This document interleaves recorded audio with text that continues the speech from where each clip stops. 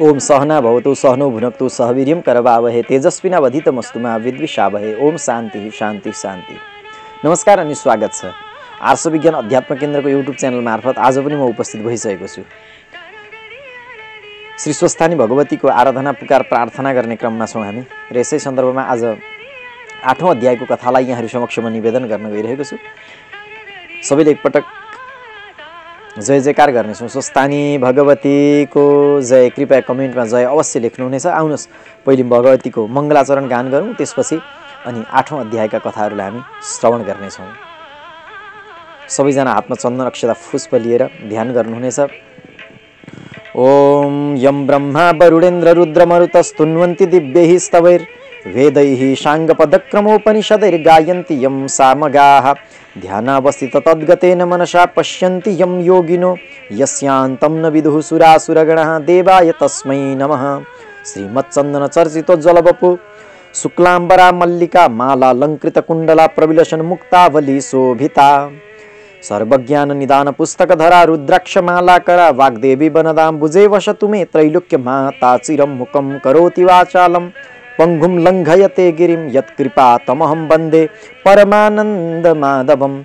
नमो भगवते तस्मै व्यासाय मिततेजसे यस्य प्रसादाद् वक्ष्यामि नारायण कथामिमां। नारायणं नमस्कृत्य नरं चैव नरोत्तमं देवीं सरस्वतीं व्यासं ततो जय उदीरयेत्। साष्टांगं नमनं कृत्वा स्वस्थानीं परमेश्वरीं कथां सुदोपमां देव्याः श्रुत्वाभीष्टफलं लभेत्। श्री स्वस्थानी परमेश्वर्यै नमो नमः। कृपया हातमा लिएको चन्दन अक्षता फूल अर्पण गरिदिनुहुनेछ र पुनश्च लिनुहुनेछ। अब 8औं अध्यायका कथाहरूलाई हामी श्रवण गर्नेछौँ।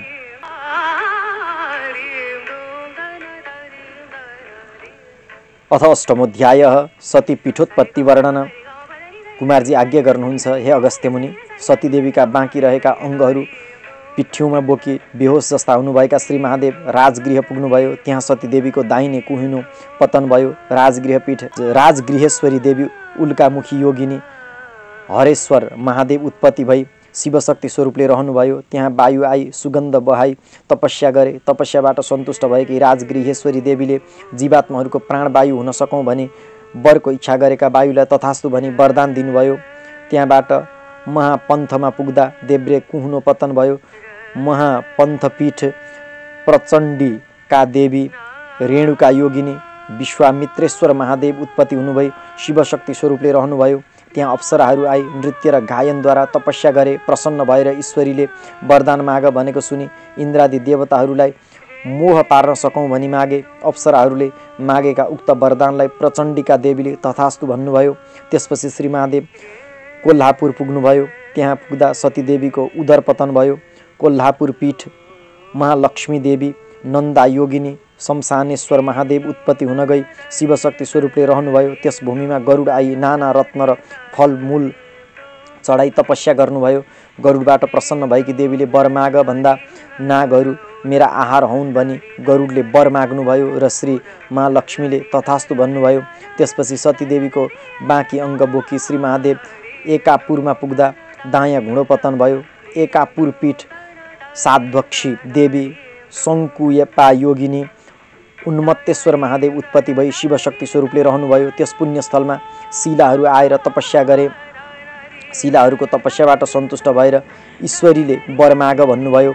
हामी देवताका अङ्गमा लाग्न पाऊँ भनी शिलाहरूले वर मागे। ईश्वरी साध्वक्षी देवीले तथास्तु भन्नुभयो। त्यहाँबाट श्री महादेव ओङ्कारेश्वरमा पुग्नुभयो। त्यहाँ सतीदेवीको माथिल्लो ओठ पतन भयो। ओङ्कारपीठ मातृका देवी पूर्णोद्धरा योगिनी सन्तानेश्वर महादेव उत्पत्ति भई शिवशक्ति स्वरूपले रहनुभयो। त्यो मोक्ष भूमिमा कल्पवृक्ष आई नाना फल पुष्प र कन्दमूल आदि चढाई तपस्या गरे। त्यसबाट प्रसन्न भएर ईश्वरीले वर माग भन्नुभयो। यो सुनि कल्पवृक्षले चिताएको कुनै पनि फल फलाउन सकौँ भनी मागे। ईश्वरी मातृका देवीले तथास्तु भन्नुभयो। त्यसपछि जयन्तीपुरमा पुग्दा कलेजो पतन भयो। जयन्तीपुर पीठ जयन्ती देवी खेचरा योगिनी कल्पेश्वर महादेव उत्पत्ति भई शिवशक्ति स्वरूपले रहनुभयो। त्यस शुद्ध भूमिमा तुलसी र कुश आई तपस्या गरे। ईश्वरी प्रसन्न भएर वरदान ल्याऊ भन्नुभयो। स्वर्ग मर्त्य र पाताल तीनै लोकमा हामी पूज्यमान हुन पाऊँ भनी तुलसी र कुशले वरदान मागे। ईश्वरी जयन्ती देवीले प्रसन्न भई तथास्तु भन्नुभयो। त्यहाँबाट श्री महादेव उज्जैन पुग्नुभयो। त्यहाँ पुग्दा सतीदेवीका रक्तको डल्लो पतन भयो। उज्जैन पीठ महाकाली देवी, लोला जिह्वा योगिनी झङ्केश्वर महादेव उत्पत्ति हुनुभयो र शिवशक्ति स्वरूपले रहनुभयो। त्यहाँ पर्वतराज हिमालय आई तपस्या गर्नुभयो। ईश्वरी प्रसन्न हुन भई वरदान माग भन्नुभयो। हिमालयले पनि देवता दैत्य मनुष्यलाई मोक्ष पार्न सकौँ भनी बिन्ती चढाउनु हुँदा महाकाली देवीले तथास्तु भनी वरदान दिनुभयो।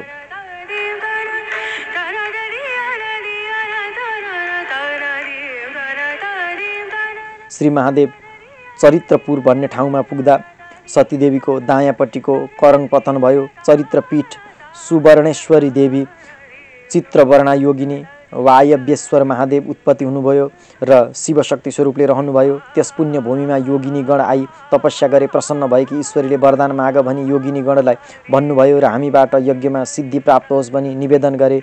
सुवर्णेश्वरी देवीले तथास्तु भन्नुभयो। त्यहाँबाट छिरिकापुरमा पुग्दा भुँडी पतन भयो। छिरिकापुर पीठ युगाद्या देवी, कलङ्की योगिनी सहस्र नेत्रेश्वर महादेव उत्पत्ति भई शिवशक्ति स्वरूपले रहनुभयो। त्यस मोक्ष भूमिमा मातृकाहरू आई विविध उपचारसहित पूजा र तपस्या गरे। ईश्वरी प्रसन्न भएर वरदान ल्याऊ भन्नुभयो। मातृकागणले पनि हामी स्थानका मालिक हुन पाऊँ भनी वर मागे। ईश्वरी युगाद्या देवीले तथास्तु भन्नुभयो। सतीदेवीका बाँकी रहेका अङ्गहरू बोकी श्री महादेव हस्तिनापुर पुग्नुभयो, जहाँ दायाँ कुम पतन भयो। हस्तिनापुर पीठ चण्डेश्वरी देवी, कोटराक्षी योगिनी मुसुखारेश्वर महादेव उत्पत्ति हुनुभयो र शिवशक्ति स्वरूपले रहनुभयो। त्यो वीर भूमिमा सुदर्शन चक्र आई तपस्या गरे। प्रसन्न भएकी ईश्वरीले इच्छित वर माग भन्नुभयो। सुदर्शन चक्रले पनि संहारकर्ता हुन पाऊँ भनी मागे। चण्डेश्वरी देवीले तथास्तु भनी वरदान दिनुभयो। श्री महादेव उड्डियानमा पुग्दा सतीदेवीको शिर पतन भयो। उड्डियान पीठ विमला देवी, पिङ्गला योगिनी यज्ञेश्वर महादेव उत्पत्ति भई शिवशक्ति स्वरूपले रहनुभयो। त्यस पुण्य भूमिमा हनुमान गएर तपस्या गर्नुभयो। श्री रामको सेवक हुन पाऊँ, लङ्का जलाउन सकौँ भन्ने वरदान माग्ने इच्छा भएका श्री हनुमानबाट प्रसन्न भएकी विमला देवी ईश्वरीले तथास्तु भन्नुभयो। श्री महादेवले सतीदेवीको देहलाई बोकी प्रयाग पुग्दा सतीदेवीको फोक्सो पतन भयो। प्रयागपीठ सुन्दरी देवी, सिंह प्रजङ्घा योगिनी महेन्द्रेश्वर महादेव उत्पत्ति भई शिवशक्ति स्वरूपले रहनुभयो। त्यो पुण्य भूमिमा 10 अवतार आई तपस्या गरे। ईश्वरीले प्रसन्न भएर वरदान माग भन्नुभयो। सत्य आदि चारै युगमा हामी दैत्यको संहार गर्न सकौँ भनी 10 अवतारले वरदान मागे। ईश्वरी सुन्दरीले तथास्तु भन्नुभयो। श्री महादेव विश्वमा पुग्दा सतीदेवीको मृगौला पतन भयो। विश्वपीठ झङ्केश्वरी देवी, झङ्काली योगिनी कुण्डलेश्वर महादेव उत्पत्ति हुन गई शिवशक्ति स्वरूपले रहनुभयो। त्यस कर्मभूमिमा आएर विश्वकर्माले राम्रा राम्रा मन्दिरहरू बनाउनु भयो र तपस्या गर्नुभयो। त्यो देखेर झङ्केश्वरी देवी प्रसन्न भई सत्य त्रेता द्वापर र कलियुगमा तिम्रो कीर्ति सधैँ स्थिर रहिरहोस् भनी वरदान दिनुभयो। फेरि श्री महादेव मायापुरमा पुग्दा सतीदेवीको फियो पतन भयो। मायापुरी पीठ मायादेवी चञ्चला योगिनी तपस्येश्वर महादेव उत्पत्ति भई शिवशक्ति स्वरूपले रहनुभयो। त्यस पुण्य भूमिमा 64 लिङ्गले हामी स्वयम्भू लिङ्ग भइरहन पाऊँ भनी मागे। ईश्वरी मायादेवीले तथास्तु भन्नुभयो। त्यसपछि श्री महादेव मल्लगिरीमा पुगेपछि सतीदेवीको देब्रे कुहुनो पतन भयो। मल्लगिरी पीठ मल्लिका देवी, कोकरा योगिनी कुशोत्पन्नेश्वर महादेव उत्पत्ति भई शिवशक्ति स्वरूपले रहनुभयो। त्यो घोर वनमा भूत प्रेत पिशाच आई नाची खेली तपस्या गरे। ईश्वरीले प्रसन्न भई वरदान ल्याऊ भन्नुभयो। भूत प्रेत पिशाच आदिले देवीकै नजिक बस्ने इच्छा गरे। ईश्वरी मल्लिका देवीले आफ्नै सामिप्य दिई तथास्तु भन्नुभयो।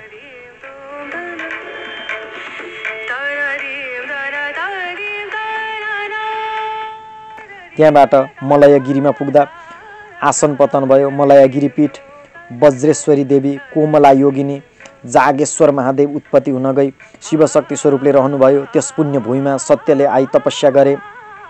ईश्वरी प्रसन्न भएर वरदान माग भन्नुभयो। सत्यमा जो रहला त्यसको उद्धार गर्न सकौँ भनी सत्यले वरदान माग्दा श्री वज्रेश्वरी देवीले तथास्तु भनी सत्यको मनोकामना पूर्ण गराइदिनुभयो। त्यसपछि श्री महादेव सेना भन्ने ठाउँमा पुग्नुभयो। त्यहाँ सतीदेवीको मुकुट पतन भयो। सेनापीठ उमादेवी अष्टक वक्रा योगिनी कोकेश्वर महादेव उत्पत्ति भई शिवशक्ति स्वरूपले रहनुभयो। त्यस पुण्यभूमिमा आदित्यादि नवग्रह आई तपस्या गरे। ईश्वरी प्रसन्न भएर के वर माग्ने इच्छा छ माग भन्नुभयो। यो सुनि अत्यन्त हर्षित भएर आदित्यादि नवग्रहले जगतका हानि र लाभको अधिकार मागे। ईश्वरी उमादेवीले तथास्तु भनी वरदान दिनुभयो। त्यहाँबाट श्री महादेव मेरुगिरीमा पुग्नुभयो। त्यहाँ सतीदेवीको सूचिस्थान पतन भयो। मेरुगिरी पीठ पूर्णादेवी कपालिनी योगिनी जिह्वापतेश्वर महादेव उत्पत्ति भई शिवशक्ति स्वरूपले रहनुभयो। त्यस पुण्यभूमिमा सप्तनाग आई हीरा मोती आदि नाना रत्न मणि माणिक्य चढाई पूजा र तपस्या गरे। ईश्वरी सन्तुष्ट भएर वर माग भन्नुभयो। नागहरूले हाम्रो शरीर अगम्य होस् भनी वरदान मागे। ईश्वरी पूर्णादेवीले तथास्तु भन्नुभयो। त्यसपछि महेन्द्राचलमा पुग्दा दाहिने जङ्गा पतन भयो। महेन्द्रपीठ इन्द्राक्षी देवी ऊर्ध्वगामिनी योगिनी तारकेश्वर महादेव उत्पत्ति हुनुभई शिवशक्ति स्वरूपले रहनुभयो। त्यस पुण्य भूमिमा लक्ष्मी देवी आई नाना उपचार चढाई सेवा गर्नुभयो। ईश्वरी प्रसन्न भएर वरदान माग भन्नुभयो। प्रत्येक वर्षको कार्तिक कृष्ण अमावस्याका दिन लोकमा मेरो विशेष प्रकारले पूजा र सम्मान होस् भनी वरदान माग्नुभयो। ईश्वरी इन्द्राक्षी देवीले तथास्तु भनी वरदान दिनुभयो।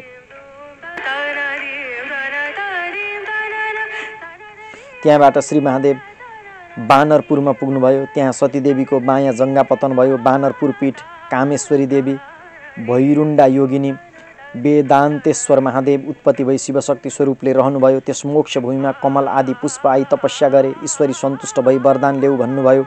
कमल आदि पुष्पले हामी उषा कालमा सौन्दर्य साथ फक्रन सकौँ भनी वर मागे। यो सुनेर कामेश्वरी देवीले तथास्तु भनी वरदान दिनुभयो। त्यहाँबाट श्री महादेव हिरण्यपुर पुग्नुभयो। त्यहाँ पुग्दा सतीदेवीको गर्भस्थान पतन भयो। हिरण्यपुर पीठ नवरत्नेश्वरी देवी त्रिपुरेन्द्रा योगिनी नारदेश्वर महादेव उत्पत्ति हुन गई शिवशक्ति स्वरूपले रहनुभयो। त्यस ज्ञान भूमिमा सरस्वती आई धेरै दिव्य स्तुति गरी तपस्या गरेको देखेर ईश्वरी प्रसन्न हुनुभई वर माग भन्नुभयो। लोकमा भएका समस्त जीवात्माका बाणीमा गएर बस्न पाऊँ भनी सरस्वतीले वर माग्नुभयो। यो सुनि नवरत्नेश्वरी देवीले तथास्तु भनी वरदान दिनुभयो। श्री महादेवले बोकेर त्यहाँबाट महालक्ष्मी पुर्याइएकी सतीदेवीको बायाँपट्टिको करङ पतन भयो। लक्ष्मीपुर पीठ कमलाक्षी देवी दिगम्बरा योगिनी त्रिकुटेश्वर महादेव उत्पत्ति भई शिवशक्ति स्वरूपले रहनुभयो। त्यस सिद्ध भूमिमा अणिमादि 8 सिद्धि आई योग मार्गले तपस्या गरे। प्रसन्न भएकी ईश्वरीले प्रकट भएर वरदान ल्याऊ भन्नुभयो। अष्टसिद्धिले पनि हामी अमर हुन पाऊँ भनी वर मागे। यो सुनि कमलाक्षी देवीले तथास्तु भन्नुभयो।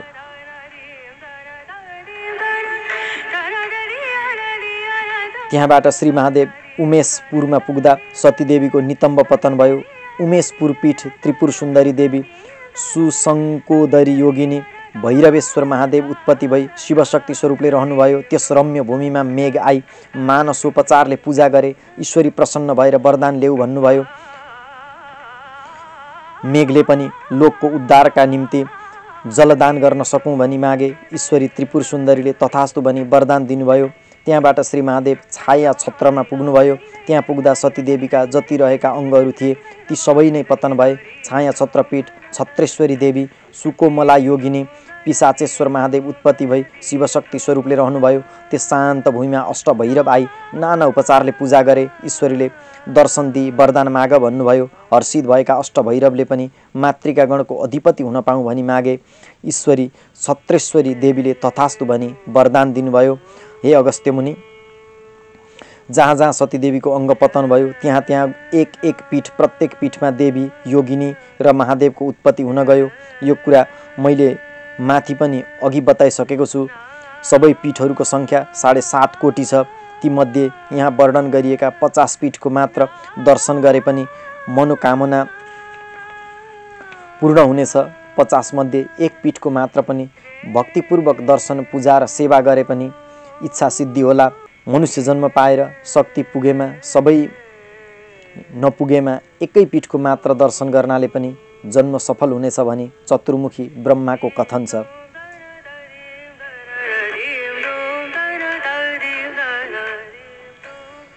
जय जय श्री मार्कण्डेय पुराणे केदारखण्डे माघ महात्म्ये कुमार अगस्त्य संवादे श्री स्वस्तानी व्रत कथायां सती पीठोत्पत्ति वर्णन नाम अष्टमोत्सवः श्री स्वस्थानी भगवत्यै नमो नमः। श्री स्वस्थानी भगवत्यार्पणमस्तु। कृपया हातको चन्दन अक्षता पुष्प अर्पण गरिदिनु हुनेछ। यहाँहरूले यतिन्जेल हेरिदिनु भयो, सुनिदिनु भयो, यहाँहरूलाई धेरैभन्दा धेरै धन्यवाद। तपाईँको व्रतले पूर्ण फल तपाईँलाई प्रदान गरोस्, तपाईँको सम्पूर्ण मनोकामना पूर्ण भएर जाओस्।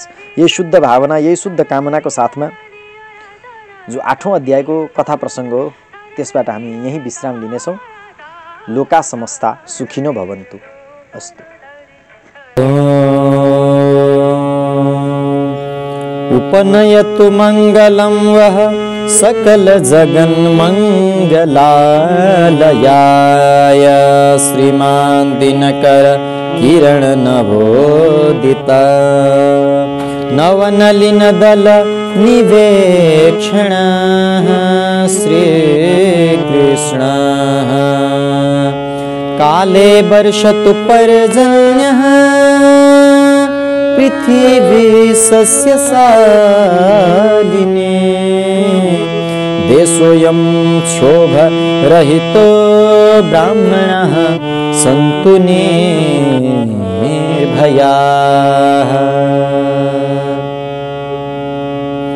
अपुत्राः पुत्रिणः सन्तु पुत्रिणः सन्तु पौत्रिणः निर्धना साधना सन्तो जीवन्तु सरदां सतम् तत्रैव गङ्गा यमुना च तत्र गोदावरी सिन्धु सरस्वती च तीर्थानि सर्वाणि वसन्ति तत्र यत्राच्युतोदार कथा प्रसङ्गः या कुन्देन्दु तुषारहारधवला या शुभ्र वस्त्रावृता या वीणावरदण्डमण्डितकरा या श्वेत पद्मासना या ब्रह्माच्युत शङ्कर प्रभृतिभिर्देवैः सदा वन्दिता सा मा पातु सरस्वती भगवती निशेष जाड्यापहा कायेन वाचा मनसेन्द्रियैर्वा बुद्ध्यात्मना वा प्रकृति स्वभावात् करोमि यद्यत् सकलं परस्मै नारायणायेति समर्पयामि।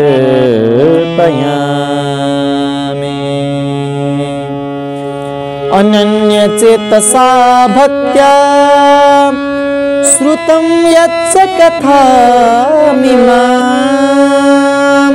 समर्पयामि तत्सर्वं स्वस्थानिं परमेश्वरीं समर्पयामि तत्सर्वं स्वस्थानिं परमेश्वरीं। श्री स्वस्थानि परमेश्वर्ये नमो नमः। स्वस्थानि भगवते